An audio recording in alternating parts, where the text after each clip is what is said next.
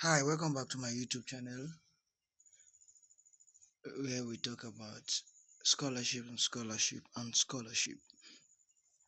If you're just watching for the first time, do ensure to subscribe and turn on the notification bell so that you can get notified anytime I drop a new video.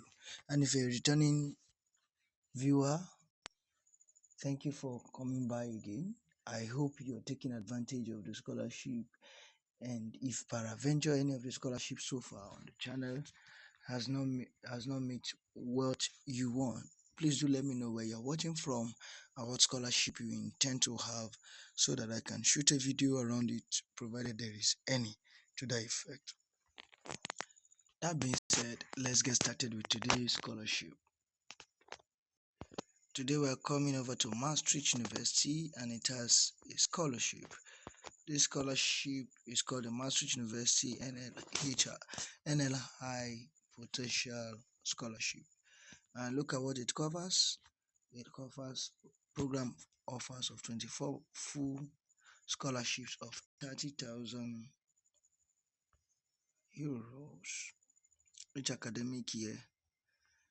And you can read up on it, look at what it does. So let's see.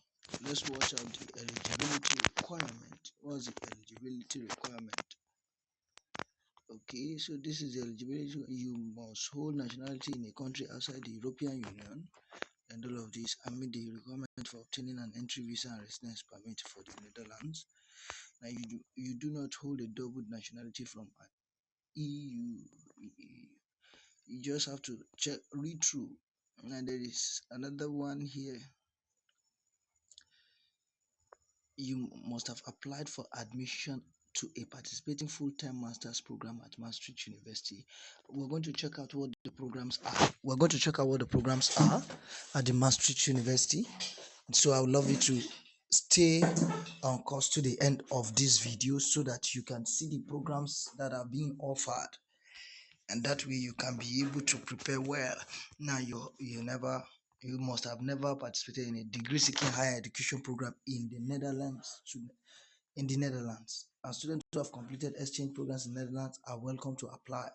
So now there is an age requirement. You must not have exceeded 35 years of age, and you must have academic, of course. So you can read that through. Now, first things to also note includes application deadline. And here is the application deadline for this program, or for the scholarship application.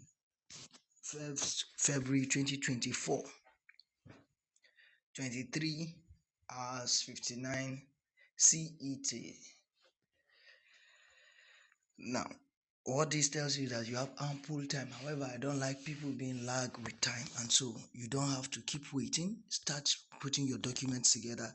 We'll soon see what things you need to put together for this application. Now, what's the duration of this program? You can see it is 13 months for a 1-year program, or 25 months for a 2-year master's program. Whichever program requirement that your course meets, that's the course of study, which we check later. So wait to the end of this video and ensure to leave a comment and a like and share so that others can be helped, and also you can let me know what area you think you would like me to cover. And the amount that the scholarship covers, yes, living stipend. This amount for 30 months, 12,350 euros for 13 months. And you can just see, and if it's a 25 months course, that's the amount paid to you. You have health and disability insurance, visa cost, everything is catered for from A to Z. So you go through the application procedure, and on and on and on and on. You can read it through. You ensure to fill and create an account, of course, and then you upload all your documents in either docs. And just take note. Now, what documents do you need? You need a CV. You need a curriculum vitae. I believe that we all know what a CV is, and we have standard if you're watching. And if you don't have one and you would love me to help with a guide, I could help. So let me know in the comment section. Peradventure you need one, a guide to that, or an assistance with that. I could get the right and best support for that effect. You need letter of motivation, which can be the same as you go through the requirements, you fill the form, and you, of course, use the format. Now, letter of motivation, there's a template here, and there's a link to it. So just download the template, and you can use it to write your letter of motivation. They put there's an inclusion of the components they expect you, or the areas they expect you to focus on, all of that you need. So it's a work made easy for you. Then proof of academic excellence, you need your university transcript with your grade point and class ranking. For example, if it's a first class honors, or for your entire program, or whatever. Or better still, a letter signed by your head of department or registrar stating that you're one of the best 20 graduating students that graduated of the year. So when you have those two, you have proved that. Then you need to write a personal statement. You can see the difference. There's a letter of motivation, there's a personal statement here. Now the letter of motivation has to do with why are you applying to that school, or to that, or of course it will include that school, that course, and the scholarship. Why personal statement of financial need is talking about you writing a personal statement of why you need the scholarship. Provided you're from Nigeria, for example, the cost of living, the cost of academy, the lack of job, the erratic educational curriculum. These are components that you can put together to express your letter of motivation. Now, and then tie it to global goals. Sustainable development goals are one global goals that you can't neglect. So look for an area that fits it. Well, for personal statement of financial needs, you need to let them know, okay, this is what you earn on monthly basis. This is your family average income, estimated income. That is, if there is a computed one. If your parents are artisans or whatever, irrespective of the country you're watching from, if from a low income country that you live below $1 per day, you let them know here. And so based on that, without the scholarship, you're unable to actually foot your bill.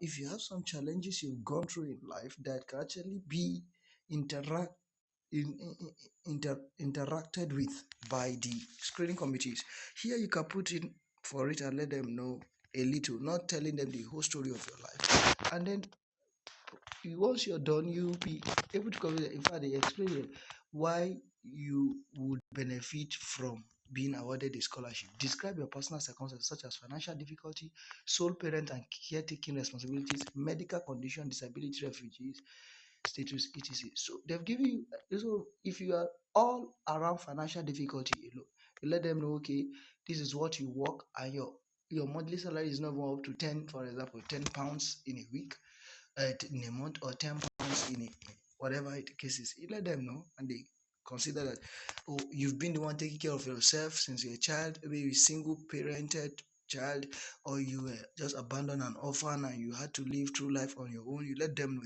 you have a medical condition, a health condition that you've been taking care of, whatever the case is, just talk about it. And then you need a reference letter, and they say they have prepared scholarship reference letter guidelines. So just download this and forward to your referees. Once your referees write a good reference letter on your behalf, they will send it over to you. And your referees must be professors, lecturers, or employers, not family members. Some of you make mistakes with this, and that's why you've never landed any scholarship, please. And even your CV, your family members should not also be your referees. Don't include your family members as a referee. In fact, if you would listen to my advice, I'll tell you, anyone who agreed to be your referee or give you a reference letter and submit it, you should put in their details also as your referee in your CV. It's a boost for you. It doesn't contradict another. Otherwise, you should have people who either ranks more than them. If you have a professor in your giving you a reference letter here, and you can have a professor emeritus in your CV, it gives you a boost. But I would prefer that the professor should be in your CV, while the professor emeritus should give you. So whichever one, and if you don't have one, let the same set of people be your reference letter givers as well as your referees on your CV. Then you put the contact details of one of referee. Of course, you might put it inside, and then go ahead. So what's the step? First step, you now register for a master's here. You fill out this application and log into your account. Now, let's check out the selection procedure.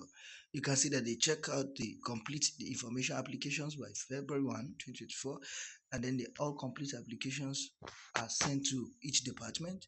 Each faculty select and ranks their top 5 of scholarship and send them back to the organizers of the scholarship, whatever it is, by March 2024. And then they begin to make selections, and those that candidates who begin to get to know their statuses by April. If those selected waitlisted or rejected by the beginning of May, waitlisted application statuses will be changed to selected or rejected by May also, but that may be towards the ending of May. While awardees will receive information about their academic training program arrival and all of that, and which is usually a 3-week mandatory component of their scholarship.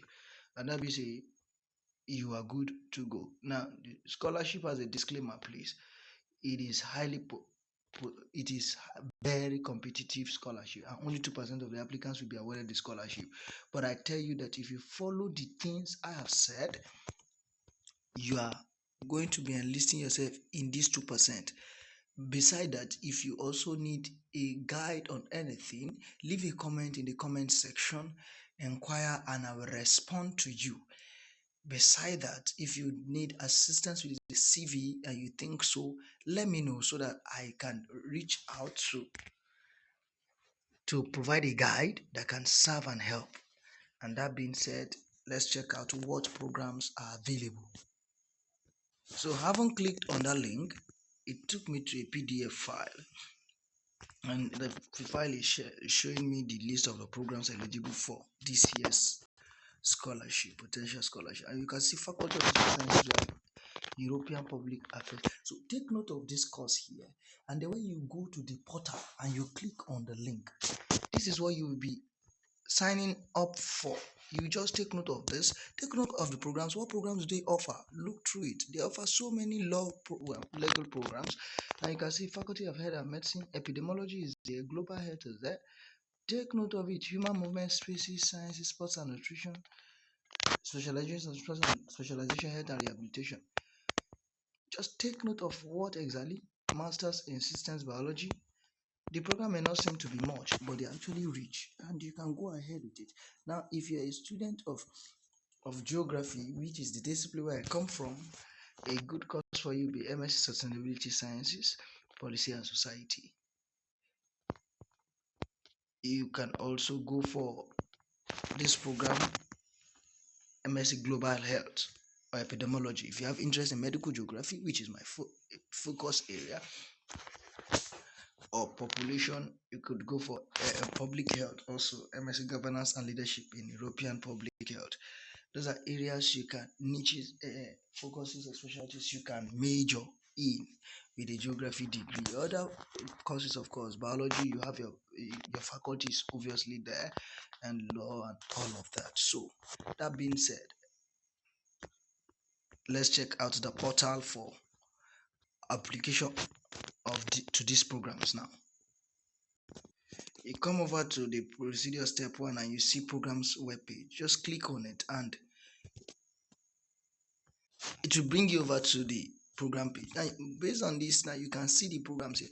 Don't forget that you already downloaded the PDF. So with that knowledge alone, you know your course that you're looking for, that you're intending to apply through. So you just come over here, pick your area of interest, and then you click on it and you just go pick your courses. So health sciences niche. My program is in health sciences. If I pick it as in Faculty of Health, Medicine and Life Sciences, I'll pick it. I'm going ahead to pick it. Faculty, they're starting when? September. I'll pick it. How many years program is it? It is a 2 years or 1 year. I can pick the both 1 year, 2 year, just to see what the program is. Full time. You can see here is global epidemiology, So I can pick this course because I saw this course earlier. I could also pick Google. I can pick any of this because I saw them, and I need to understand their course requirements. So I pick it, I read through, see the whole program. You can go ahead and see the whole program. So what are they saying? Why this program? Admission and registration. What exactly do I need to do? Of course, you can say is taught in English. So English requirement will be included. There's an open day coming up. You just go ahead and check it through, read it through, all the necessary links, and you're good to go. I use this as an illustration, and you're good to go. So, and majority of all the courses are taught in English, and so you just go ahead and choose your course, and then you can see language of instruction English. So what do you need to do? Just have a letter of English proficiency from your school, and if you have taken the IELTS, take it, then you have your score with you and meeting the band. If your program along the line requires filling in that information, you let them know that okay, you have the IELTS. If it doesn't require, fine. Well, but it can be waived. It's waived already because once you are graduated from a school that is English speaking, you are exempted. And that being said, I hope that you can begin to put in your application and let me know where you're watching from, how your application process is going, and let's see how we can make this a testimony for you and a success one for all. Together we win, and your win is my win. Ta-da!